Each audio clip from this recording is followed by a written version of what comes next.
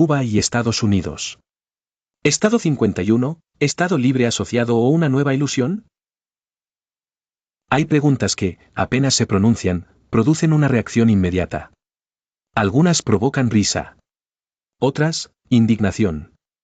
Otras despiertan viejas heridas que nunca cerraron del todo. Y hay una que, en estos días, ha vuelto a encender conversaciones entre cubanos dentro y fuera de la isla, entre exiliados, analistas, políticos y ciudadanos comunes. La pregunta es esta: ¿puede Cuba terminar unida a Estados Unidos? ¿Podría convertirse en el Estado 51? ¿Podría transformarse en una especie de Estado libre asociado? ¿O estamos ante otra fantasía política, otro globo de ensayo, otra frase lanzada al aire para medir emociones, dividir opiniones y tantear el terreno?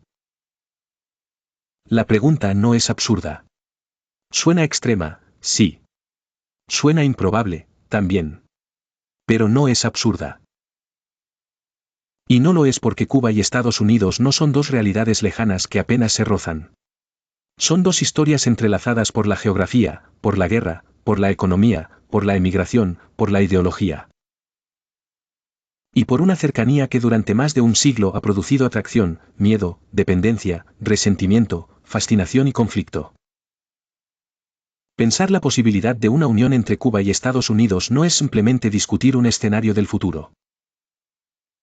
Es abrir un expediente enorme que contiene la historia del Caribe, el destino de la República Cubana, la ambición de Washington, el trauma del comunismo insular y la desesperación material de un pueblo que atraviesa una de las crisis más duras de su historia reciente. Todo esto volvió a estallar en la conversación pública cuando, a finales de febrero de 2026, Donald Trump habló de una posible toma amistosa de Cuba y afirmó que Marco Rubio estaba involucrado en conversaciones de alto nivel con La Habana. Las palabras fueron ambiguas, deliberadamente ambiguas. No explicaban si hablaba de un acuerdo político, de una transición, de un cambio de régimen negociado o simplemente de una presión destinada a doblegar al gobierno cubano. Pero la frase fue suficiente para que muchos comenzaran a hacerse una pregunta que parecía enterrada en los libros de historia: ¿y si Cuba terminara bajo algún tipo de vínculo político nuevo con Estados Unidos? Lo más importante aquí es separar la emoción de la realidad, el titular de la estructura, el deseo de los hechos. Porque una cosa es lanzar una frase poderosa ante la prensa, y otra muy distinta es convertir a un país en parte de la Unión, o colocarlo bajo un pacto formal de asociación. Antes de entrar en los escenarios posibles, hay que entender algo esencial. Cuando se habla de que Cuba se una a Estados Unidos, en realidad se están mezclando por lo menos tres posibilidades diferentes. La primera sería la anexión plena, es decir, que Cuba se convirtiera en un Estado de la Unión, con representación en el Congreso, ciudadanía plenamente integrada dentro del sistema federal y presencia formal en el mapa político de los Estados Unidos. La segunda sería una fórmula territorial, algo que en el lenguaje popular suele resumirse como Estado libre asociado, aunque ese término arrastra mucha confusión histórica y jurídica. La tercera sería una libre asociación entre dos soberanías distintas, como ocurre con algunos estados del Pacífico vinculados a Washington mediante pactos especiales. Y estas tres fórmulas no son lo mismo. No significan lo mismo. No producen las mismas consecuencias. Y no exigen los mismos pasos. Para entender por qué esta discusión no nace de la nada, hay que retroceder mucho antes del castrismo, mucho antes de la Guerra Fría e incluso mucho antes de la República Cubana. La obsesión estadounidense con Cuba no es nueva. En el siglo XIX, la isla no era vista solo como una posesión española. Era vista como una pieza estratégica en el Golfo de México, una llave comercial, una joya agrícola, un punto de control marítimo, para ciertos sectores políticos de Estados Unidos, una adquisición deseable. Hubo intentos serios de compra, hubo ideas de anexión y hubo una corriente anexionista que, aunque nunca representó a todos los cubanos ni a todos los estadounidenses, sí formó parte real del debate de la época. Uno de los episodios más célebres fue el Manifiesto de Ostende de 1854, en el que diplomáticos estadounidenses defendieron la conveniencia de adquirir Cuba de España y dejaron entrever, con una crudeza notable, que si España no aceptaba vender, podrían existir motivos para tomarla por la fuerza. Aquel documento no fue una broma ni una especulación marginal. fue una muestra clara de que Cuba ocupaba un lugar central en la imaginación expansionista de Washington. Pero la historia no avanzó por esa vía. No al menos de manera directa. Y cuando llegó la guerra de 1898, la situación adquirió una complejidad nueva. Cuba llevaba tiempo luchando por su independencia de España. Los cubanos no se estaban sacrificando para cambiar un amo europeo por otro americano. Ese es un punto moral y político decisivo. Cuando Estados Unidos intervino militarmente en la guerra contra España, el Congreso aprobó la enmienda Teller, que afirmaba que Estados Unidos no ejercería soberanía permanente sobre Cuba. Esa promesa es clave, porque en ese momento se estaba diciendo, de forma oficial, que la isla no sería anexada como botín de guerra. Ahora bien, lo que ocurrió después demuestra algo que los pueblos aprenden una y otra vez: una cosa son las promesas y otra las estructuras reales de poder. Porque aunque Cuba no fue absorbida como Estado estadounidense, sí quedó sometida a una ocupación y posteriormente a una tutela política muy fuerte. Ahí aparece la enmienda Platt, una de las piezas más polémicas y humillantes de la historia cubana. A comienzos del siglo XX, la independencia cubana quedó condicionada por la imposición de cláusulas que permitían una amplia intervención estadounidense en los asuntos internos de la isla. Washington se reservaba el derecho de intervenir, condicionaba la soberanía cubana y consolidaba una relación profundamente desigual. Cuba era formalmente independiente, pero su margen de maniobra estaba limitado por una arquitectura política diseñada en gran medida desde el norte. No hubo anexión plena, pero sí hubo subordinación. No hubo estrella nueva en la bandera de Estados Unidos, pero sí una república naciente obligada a aceptar restricciones incompatibles con una soberanía íntegra. Por eso, cuando hoy se habla de una posible nueva asociación entre Cuba y Estados Unidos, muchos cubanos escuchan enseguida un eco del pasado. No oyen cooperación. Oyen tutela. No oyen salvación. Oyen dependencia. Y esa memoria histórica pesa muchísimo. Sin embargo, la historia no basta para responder la pregunta actual. Hay que mirar el presente. Y el presente cubano es devastador. La isla atraviesa una crisis de electricidad, combustible, abastecimiento y deterioro institucional que la ha colocado en un nivel de agotamiento social peligrosísimo. En los últimos meses se han registrado apagones severos, escasez de bienes básicos, problemas en el suministro energético y un ambiente de profunda angustia cotidiana. Reuters informó esta misma semana sobre un apagón masivo que afectó a gran parte del país, mientras ha descrito un panorama de precios asfixiantes, carencias y cansancio social. A esto se suma la presión derivada de los cambios recientes en el flujo de petróleo hacia la isla, la pérdida de apoyos tradicionales y la presión política de Washington. Todo esto no prueba una futura anexión, por supuesto, pero sí explica por qué en medio del colapso reaparecen conversaciones que en otro contexto sonarían delirantes. Cuando un país está al borde del agotamiento material, la imaginación política se radicaliza. Surgen propuestas extremas. Algunos sueñan con rescate. Otros temen la entrega. Otros creen ver una oportunidad histórica. Y otros simplemente intentan sobrevivir hasta mañana. Ahora bien, vayamos al primer gran escenario: Cuba como Estado de la Unión, el famoso Estado 51. Aquí es donde conviene dejar de hablar en abstracto y mirar el derecho constitucional estadounidense.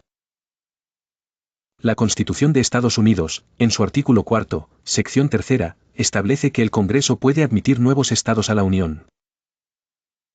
Es decir, el mecanismo existe. No es una invención. No es una leyenda urbana. El Congreso tiene esa facultad. Históricamente, la admisión de nuevos estados ha requerido actos del Congreso, y en muchos casos procesos previos de organización política. Pero una cosa es admitir un territorio ya bajo jurisdicción estadounidense o estructurado para ese fin, y otra muy distinta es incorporar a un país extranjero soberano, con una historia nacional propia, una identidad cultural consolidada y un pasado conflictivo con Washington. Desde el punto de vista formal, uno podría imaginar una secuencia jurídica. Desde el punto de vista político, social, diplomático y psicológico, el obstáculo es inmenso. ¿Qué tendría que ocurrir para que Cuba fuese Estado de Estados Unidos? Tendría que suceder, en primer lugar, una transformación radical del orden político cubano. Habría que desmontar el sistema actual, abrir una transición, redefinir la soberanía del país y producir, de una manera u otra, algún tipo de consentimiento político verificable. Después tendría que existir voluntad clara en Washington, no solo en la Casa Blanca, sino en el Congreso. Y no una voluntad retórica, sino legislativa. Tendría que aprobarse una estructura legal compleja, discutir el estatus de la ciudadanía, la representación congresional, el régimen fiscal, la lengua política de la administración, el sistema judicial, la seguridad interior, las fronteras, la cuestión migratoria, la propiedad, las reclamaciones históricas y hasta la reorganización territorial y administrativa. Nada de esto es pequeño. Nada de esto es rápido. Nada de esto puede resolverse con una frase en una rueda de prensa. Además, existe un problema que en Estados Unidos pesa mucho aunque no siempre se diga en voz alta, el equilibrio político interno. Admitir a Cuba como Estado no sería simplemente sumar una isla al mapa. Sería alterar la correlación de poder en el Senado, en la Cámara de Representantes y en las elecciones presidenciales. Sería abrir el debate sobre el perfil electoral de millones de personas, sobre subsidios, programas federales, salud pública, reconstrucción de infraestructura y transferencia masiva de recursos. Y eso, en un país tan polarizado como Estados Unidos, convierte cualquier idea de anexión en una batalla explosiva. Muchos estadounidenses, incluso sin hostilidad hacia Cuba, preguntarían por qué asumir semejante costo. Otros lo verían como una victoria geopolítica. Otros lo denunciarían como neoimperialismo. Y otros se preguntarían algo aún más básico: si no han resuelto todavía sus propias fracturas internas, ¿cómo van a absorber una nación en ruinas económicas y con heridas políticas de décadas? Esta parte no invalida la posibilidad legal, pero sí muestra por qué la viabilidad real es bajísima. Pasemos ahora al segundo escenario, quizá el más confuso de todos: Cuba como Estado libre asociado. Aquí hace falta poner orden conceptual, porque en el debate popular el término suele usarse sin precisión. Mucha gente piensa en Puerto Rico cuando escucha esa expresión. Y sin entrar en todas las complejidades del caso puertorriqueño, lo fundamental es comprender que el llamado Commonwealth o Estado libre asociado no equivale a ser un Estado soberano independiente, que simplemente mantiene una amistad especial con Washington. Dentro del lenguaje institucional estadounidense, las áreas insulares, los territorios y ciertos arreglos especiales forman parte de un universo político bajo soberanía de Estados Unidos, aunque no sean estados plenos. Aplicado a Cuba, esto implicaría un descenso radical desde la condición de república formalmente soberana a una condición subordinada dentro del sistema estadounidense. Y eso, para una nación que construyó gran parte de su identidad moderna precisamente alrededor de la independencia y la resistencia, sería una bomba histórica. Imaginemos por un momento lo que significaría. Cuba no sería un Estado con igualdad federal, pero tampoco sería simplemente un país vecino. Quedaría atrapada en una zona gris donde buena parte de las decisiones estratégicas, económicas o de defensa dependerían de Washington. Para algunos, eso sería preferible al actual desastre nacional. Para otros, sería la consumación de un viejo proyecto de dominación que ni España ni la Revolución ni la Guerra Fría lograron cerrar del todo. Y aquí aparece un detalle fundamental: aunque algunos cubanos desesperados podrían apoyar una fórmula de este tipo como salida al hambre, al apagón y al control político, esa aceptación no eliminaría el problema moral de fondo. ¿Puede una nación quebrada vender soberanía a cambio de estabilidad? ¿Puede llamarse libertad a un arreglo firmado bajo condiciones de colapso? ¿Y cuánto duraría la legitimidad de un pacto así? Estas no son preguntas jurídicas solamente. Son preguntas existenciales. Existe, sin embargo, un tercer escenario del que se habla menos y que, paradójicamente, es el que resulta más imaginable en teoría: la libre asociación entre estados soberanos. El gobierno estadounidense mantiene pactos de libre asociación con Micronesia, las Islas Marshall y Palau. Esos acuerdos no convierten a esos países en estados de la Unión. Tampoco los transforman exactamente en territorios clásicos. Siguen siendo soberanos, pero delegan o coordinan con Washington áreas clave, especialmente defensa, acceso estratégico y ciertos aspectos de asistencia financiera. En otras palabras, no es anexión, pero tampoco es una independencia completamente aislada del poder estadounidense. Si algún día se diseñara un modelo intermedio para Cuba, esta vía sería, desde un punto de vista comparativo, la menos descabellada. Pero incluso aquí hay que frenar la imaginación, no existe evidencia pública de que Cuba y Estados Unidos estén negociando un pacto de libre asociación como los del Pacífico. No hay un documento. No hay una hoja de ruta oficial. No hay una propuesta formal conocida. Lo que existe son analogías posibles, no planes confirmados. Entonces surge una cuestión incómoda. Si no hay proceso formal, ¿por qué hablar de esto ahora? Porque el poder también opera a través del lenguaje. Cuando un presidente o un aspirante a ejercer poder en Washington deja caer una expresión como toma amistosa, no necesariamente está anunciando una política acabada. Puede estar enviando varios mensajes al mismo tiempo. A La Habana, para recordarle su vulnerabilidad. Al exilio cubano, para activar expectativas. A sus bases, para exhibir determinación frente a un enemigo simbólico. A sus adversarios, para marcar agenda. Y al resto del continente, para demostrar que Estados Unidos sigue pensando en su vecindario inmediato en términos estratégicos. Las palabras pueden ser globos de prueba. Y los globos de prueba sirven para ver quién se indigna, quién aplaude, quién calla y quién corre a ofrecerse como intermediario. En ese sentido, la frase sobre Cuba no debe leerse solo de manera literal. Debe leerse como un acto de poder. Pero ahora viene quizá la parte más importante del análisis, la mirada desde Cuba. Porque es fácil discutir escenarios desde Washington, Miami o un estudio de televisión. Lo difícil es pensar qué siente un cubano de a pie cuando escucha estas ideas. Para una parte del exilio, la posibilidad de un vínculo más estrecho con Estados Unidos puede sonar como redención histórica. Puede verse como el final del castrismo, el regreso de la prosperidad, la restauración de derechos, la apertura de mercados, el rescate institucional. Para otros cubanos, dentro y fuera de la isla, la sola idea despierta rechazo visceral. No porque amen al régimen, sino porque no quieren cambiar una dependencia por otra. Porque saben que la historia cubana ha estado marcada por la lucha contra tutelas externas. Porque temen que un país exhausto termine siendo reorganizado desde fuera por intereses ajenos a la dignidad nacional. Y porque el hambre no borra la memoria. Puede debilitarla, puede torcerla, puede ponerla a prueba. Pero no la borra. También hay que hablar de Miami. Porque en Miami Cuba nunca es solamente Cuba. Es memoria, herida, proyecto, obsesión, negocio, identidad y política doméstica. Una discusión seria sobre el futuro de Cuba reconfiguraría buena parte del tablero del sur de Florida. El exilio se dividiría aún más entre quienes apoyarían una integración radical con Estados Unidos, quienes defenderían una independencia plena poscastrista y quienes apostarían por una transición pactada pero soberana.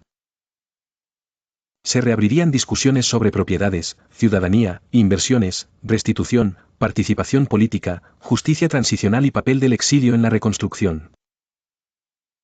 Y aquí aparece otra tensión de fondo: ¿quién tendría legitimidad para decidir el futuro de Cuba? ¿Los que resistieron dentro? ¿Los que escaparon fuera? ¿Los descendientes de los exiliados? ¿Los actores internacionales? ¿O una combinación de todos? Esta pregunta es explosiva, porque toca la médula del drama cubano contemporáneo. Una nación partida durante décadas no puede rehacerse sin discutir quién habla en su nombre. Si observamos el comportamiento reciente de Washington, vemos algo que también ayuda a entender por qué estas ideas ganan terreno. En las últimas semanas la presión energética y económica sobre Cuba ha aumentado, mientras la crisis interna de la isla se agrava. Reuters reportó amenazas de aranceles contra países que suministren petróleo a Cuba, habló de interrupciones severas en el sistema eléctrico y describió la vulnerabilidad del país frente a los cambios en el abastecimiento energético. Ese marco de presión crea un ambiente en el que la palabra acuerdo empieza a sonar tentadora, incluso cuando nadie sabe qué significaría exactamente. En la práctica, cuando una economía se asfixia y el poder estatal pierde capacidad de garantizar lo básico, toda negociación deja de ser un intercambio entre iguales. Se convierte en una pulseada entre necesidad y fuerza. Y ese es precisamente el punto donde cualquier conversación sobre asociación con Estados Unidos se vuelve delicada. Porque una negociación bajo hambre y apagones no se parece a una decisión soberana tomada en calma. Veámoslo desde otro ángulo. ¿Qué ganaría Estados Unidos con una Cuba asociada, subordinada o incorporada? Ganaría posición estratégica en el Caribe. Reduciría la presencia de rivales en un punto sensible del hemisferio. Proyectaría control sobre rutas marítimas, seguridad regional y flujos migratorios. Obtendría, además, una victoria simbólica inmensa al cerrar el ciclo de una revolución que durante décadas desafió a Washington a 90 millas de sus costas. También abriría un espacio económico nuevo para inversiones, turismo, infraestructura, telecomunicaciones, energía y reconstrucción. Pero junto con esas ventajas vendrían costos gigantescos, reconstrucción de un país empobrecido, administración de tensiones sociales, riesgos de insurgencia política, conflictos sobre propiedad y un impacto migratorio y presupuestario descomunal. Es decir, incluso desde la lógica fría de la geopolítica estadounidense, Cuba no es una simple adquisición. Es una responsabilidad abrumadora. Y desde el punto de vista cubano, ¿qué se ganaría y qué se perdería? Se podría ganar acceso a capital, institucionalidad, garantías jurídicas, modernización de infraestructura y apertura económica. Podría llegar una mejoría rápida en sectores muy golpeados. Podrían reactivarse puertos, carreteras, agricultura, telecomunicaciones y comercio. Pero también se pondría en juego algo que no puede medirse solo en dinero, la capacidad de Cuba para seguir siendo un sujeto histórico propio. No un apéndice. No una administración especial. No un protectorado con otro nombre. Porque al final, detrás de toda esta discusión, late una pregunta fundamental: ¿quiere el pueblo cubano salvarse a cualquier precio, o quiere salvarse sin dejar de ser dueño de sí mismo? Esa diferencia es todo. Y es una diferencia que define naciones enteras. Hay algo más que no debe olvidarse. El régimen cubano ha justificado durante décadas buena parte de su discurso represivo apelando a la amenaza externa, al imperialismo y al peligro de absorción por parte de Estados Unidos. Si mañana se abriera una conversación real sobre anexión, asociación o tutela, el castrismo residual encontraría ahí combustible ideológico para presentarse una vez más como defensor de la soberanía nacional. Incluso en medio del fracaso económico, incluso con la isla colapsada, ese discurso podría recuperar fuerza en ciertos sectores. Es una paradoja amarga, la mera posibilidad de una asociación desigual con Washington podría revitalizar, en algunos espacios, la narrativa que el régimen ha utilizado para eternizarse. Por eso, cualquier actor que de verdad quiera una Cuba libre tendría que pensar con enorme cuidado cómo formula sus propuestas. Porque no basta con debilitar al régimen. Hay que evitar regalarle un nuevo mito de resistencia. Llegados a este punto, conviene responder con claridad. ¿Es posible que Cuba se convierta en el Estado 51? En teoría jurídica extrema, el Congreso de Estados Unidos tiene poder para admitir nuevos estados. Pero en la práctica actual, el escenario es rematadamente improbable. No hay proceso formal conocido. No hay consenso público visible en Washington. No hay transición cubana definida que permita imaginarlo con seriedad. No hay base social clara para sostenerlo sin fracturar aún más a la nación cubana. Y no hay indicios de que se esté construyendo esa ruta de manera abierta. ¿Es posible un modelo territorial de subordinación, algo parecido a un Estado libre asociado? Técnicamente, se puede imaginar. Políticamente, sería explosivo y moralmente muy controvertido. ¿Es más factible una libre asociación entre dos soberanías? Comparativamente sí, pero solo como hipótesis de laboratorio geopolítico, no como proyecto público en marcha. Entonces, ¿qué estamos viendo realmente? Estamos viendo una mezcla de crisis terminal en la isla, presión estratégica de Washington, lenguaje provocador desde el poder y una reapertura de fantasmas históricos que nunca desaparecieron del todo. Estamos viendo cómo, cuando un país se debilita al máximo, otros empiezan a imaginar su futuro por él. Estamos viendo cómo la palabra soberanía vuelve a entrar al centro del debate, no como consigna vacía, sino como problema concreto. ¿Soberanía para qué? ¿Soberanía con qué recursos? ¿Soberanía bajo qué instituciones? ¿Soberanía a costa de cuánto sufrimiento? Y estamos viendo también que para muchos cubanos la discusión ya no se reduce a elegir entre ideologías, sino entre formas distintas de sobrevivir. Esa es quizás la tragedia más profunda. Cuando una nación llega al punto de debatir si su salida puede consistir en ser absorbida, tutelada o asociada por la mayor potencia vecina, es porque la crisis no es solo económica. Es una crisis de proyecto histórico.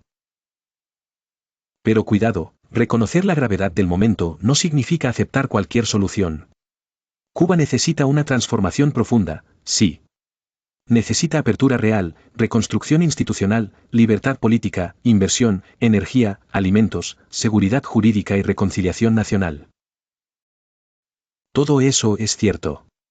Pero una nación no se reconstruye solamente con dinero ni con tutelas exteriores. Se reconstruye también con legitimidad, con participación, con respeto a su memoria y con un nuevo pacto entre sus hijos dentro y fuera de la isla.